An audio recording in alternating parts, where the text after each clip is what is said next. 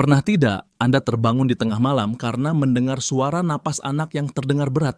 Bukan sekadar dengkuran halus, tapi suara perjuangan mencari udara.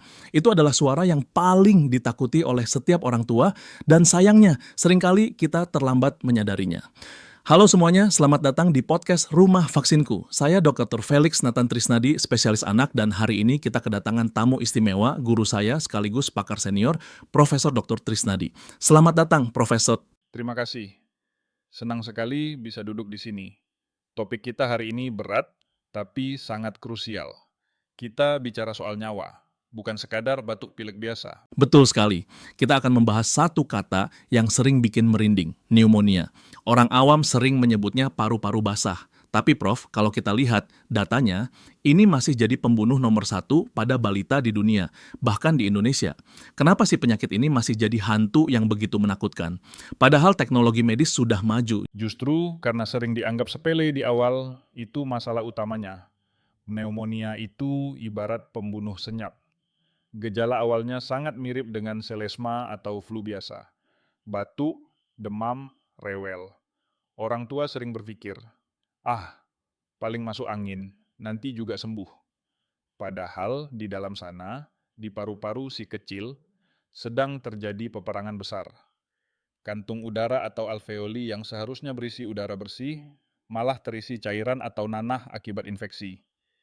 Jadi ibarat spons ya Prof, paru-paru yang harusnya ringan dan berongga, jadi seperti spons yang direndam air. Analogi yang tepat sekali.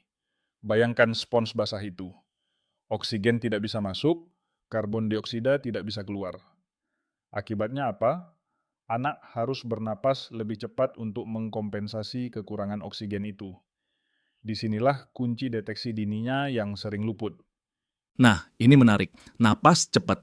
Seringkali orang tua fokusnya hanya ke demam tinggi, padahal demam itu respon umum. Tapi kalau napas cepat, itu tanda bahaya spesifik ya. Ada tips sederhana tidak Prof, untuk orang tua di rumah membedakan napas cepat karena demam atau karena pneumonia? Tentu, kalau anak demam, napas memang cenderung lebih cepat. Itu fisiologis. Tapi coba turunkan dulu demamnya. Beri penurun panas, kompres buat dia nyaman. Kalau saat suhu tubuhnya sudah turun, tapi napasnya masih memburu seperti orang habis lari maraton, itu lampu merah. Apalagi kalau sampai ada tarikan dinding dada. Tarikan dinding dada ke dalam ya, cekungan di bawah tulang rusuk saat menarik napas. Persis. Itu artinya paru-parunya sudah kaku. Otot-otot pernapasan harus bekerja ekstra keras hanya untuk menarik sedikit udara. Kalau sudah sampai tahap itu, sebenarnya kita sudah agak terlambat. Idealnya, kita tangkap gejalanya sebelum ada tarikan itu. Mengerikan sekali kalau dibayangkan. Tapi Prof, di masyarakat kita ini kan mitosnya kuat sekali. Banyak yang bilang anak kena paru-paru basah karena sering tidur di lantai tanpa alas, atau gara-gara kena kipas angin semalaman. Seberapa besar kebenaran anggapan ini, atau ini cuma kambing hitam? Itu kambing hitam klasik. Mari kita luruskan. Pneumonia itu penyebabnya infeksi. Bisa bakteri, bisa virus, bisa jamur. Yang paling jahat dan paling sering itu bakteri Streptococcus pneumoniae atau pneumococcus. Jadi, lantai dingin atau kipas angin itu tidak membawa bakteri. Kipas angin tidak bisa memproduksi kuman. Tapi kenapa ya anak yang sering terpapar dingin memang lebih gampang sakit? Karena mekanisme pertahanan tubuhnya melemah. Udara dingin yang kering bisa membuat silia atau rambut-rambut halus di saluran napas kita jadi kurang efektif menyapu kotoran. Jadi pintunya sedikit terbuka, memudahkan bakteri masuk. Tapi ingat, penyebab utamanya tetap si bakteri atau virus tadi, bukan anginnya. Kalau tidak ada bakterinya, mau kena kipas angin 24 jam pun tidak akan jadi pneumonia. Jadi intinya, musuhnya adalah kuman, bukan angin malam. Nah, bicara soal musuh, berarti kita bicara soal perisai. Kita kan di Rumah Vaksinku rasanya aneh kalau tidak membahas senjata utama kita, vaksinasi. Seberapa efektif sih vaksinasi menekan angka kejadian ini?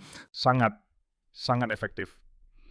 Dulu sebelum vaksin PCV, pneumococcal conjugate vaccine, masuk program nasional, bangsal anak di rumah sakit, itu penuh dengan kasus pneumonia berat yang butuh oksigen tinggi, bahkan ventilator. Sekarang, angkanya turun drastis. Vaksin ini melatih tentara tubuh kita untuk mengenali si pneumococcus tadi. Jadi, begitu bakteri itu masuk, langsung disergap sebelum sempat bikin banjir di paru-paru.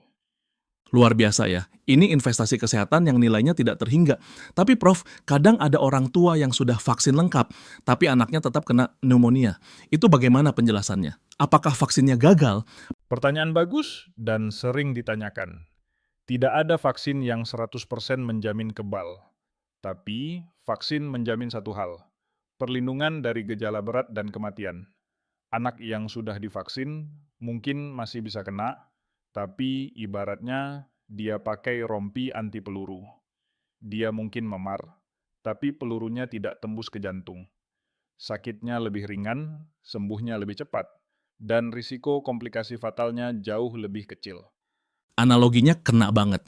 Jadi tujuannya bukan sekadar tidak sakit, tapi bertahan hidup dan pulih dengan baik.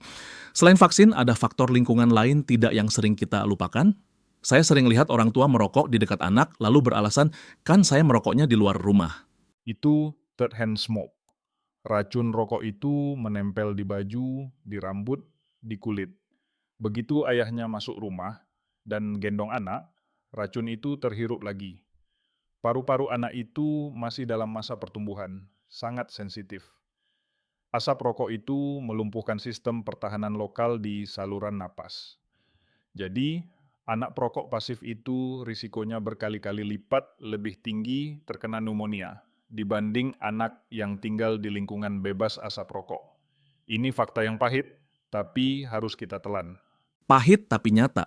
Jadi percuma kita kasih vaksin mahal-mahal, suplemen terbaik, tapi lingkungan rumahnya sendiri penuh polusi. Ini PR besar buat para ayah di luar sana. Betul. Kesehatan anak itu sistemik. Nutrisi juga penting. ASI eksklusif itu vaksin alami pertama. Anak yang kurang gizi, sistem imunnya lemah, bakterinya pesta pora. Jadi ini paket lengkap. Vaksinasi, nutrisi, dan lingkungan. Sanitasi, dan udara bersih. Satu saja pincang, risiko pneumonia mengintai. Prof, kita sudah bahas gejala, penyebab, sampai pencegahan. Sekarang saya ingin sedikit filosofis. Di era modern ini, di mana kita sibuk dengan gadget dan karir, sepertinya kita sering kehilangan kepekaan terhadap tanda-tanda fisik anak kita sendiri. Apakah kasus pneumonia yang terlambat ditangani ini juga cerminan dari pola asuh kita yang mulai berjarak? Itu observasi yang tajam. Seringkali orang tua datang ke saya, anaknya sudah sesak berat, dan mereka bilang, baru tadi pagi kok dok. Padahal, secara medis, proses perburukan itu butuh waktu. Artinya apa? Ada tanda-tanda halus yang terlewatkan selama berhari-hari. Kita mungkin ada di samping anak, tapi mata kita ke layar ponsel. Kita mendengar anak batuk, tapi kita tidak benar-benar mendengarkan jenis batuknya. Kita tidak menghitung napasnya. Kehadiran fisik saja tidak cukup. Butuh kehadiran penuh, mindfulness dalam mengasuh. Mindfulness dalam mengasuh. Itu dalam sekali. Memantau napas anak bukan cuma tugas medis, tapi bentuk koneksi kita dengan mereka. Prof, sebagai penutup, apa pesan kunci yang ingin Prof sampaikan kepada para orang tua yang mendengarkan ini, supaya mereka tidak perlu merasakan kepanikan di ruang IGD tengah malam? Sederhana saja. Jangan remehkan batuk pilek, tapi jangan juga panik berlebihan. Jadilah pengamat yang jeli. Hitung napasnya. 1 menit saja. Kalau anak Anda bernapas terlalu cepat, jangan tunggu besok. Jangan tunggu nanti sore. Segera bawa ke fasilitas kesehatan. Dan yang paling penting, penuhi hak anak untuk sehat. Lengkapi imunisasinya, terutama PCV. Mencegah itu jauh lebih murah, jauh lebih mudah, dan jauh lebih tidak menyakitkan daripada mengobati anak yang sedang berjuang menarik napas. Mencegah jauh lebih tidak menyakitkan. Kalimat itu harus kita garis bawahi tebal-tebal. Terima kasih banyak Prof atas ilmunya yang sangat daging semua hari ini. Diskusi ini membuka mata kita bahwa pneumonia bukan sekadar penyakit, tapi peringatan bagi kita untuk lebih peduli pada detail kecil kesehatan si kecil. Sama-sama. Semoga bermanfaat bagi semua yang mendengarkan. Bagi para orang tua, ingat, napas anak Anda adalah irama kehidupan keluarga. Jagalah irama itu tetap tenang dan teratur. Saya Dr. Felix Nathan Trisnadi dari podcast Rumah Vaksinku undur diri. Sampai jumpa di episode berikutnya. Salam sehat.